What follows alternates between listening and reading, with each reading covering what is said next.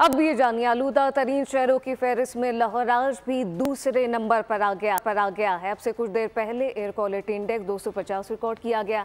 तफसीलात क्या है, अफजाल अब्बासी से जानते हैं। अफजाल, बताइएगा, आदादो शुमार क्या बताते हैं, अब क्या सूरत हाल है?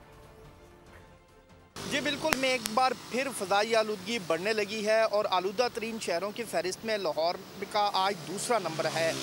लाहौर का एयर क्वालिटी इंडेक्स 250 है। अगर लाहौर के दीगर इलाकों की बात की जाए तो सबसे ज़्यादा एयर क्वालिटी इंडेक्स सुंदर के इलाके में देखा गया है। 561 एयर क्वालिटी इंडेक्स सुंदर के इलाके का आया है, जबकि जौहर टाउन में एयर क्वालिटी इंडेक्स 290 है।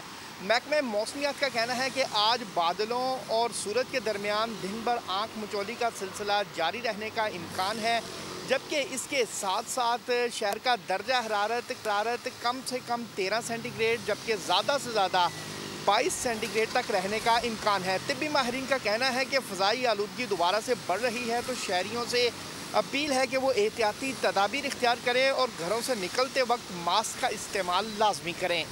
जी सब्सक्राइब करें और बेल दबाएं ताकि कोई खबर रह न जाए।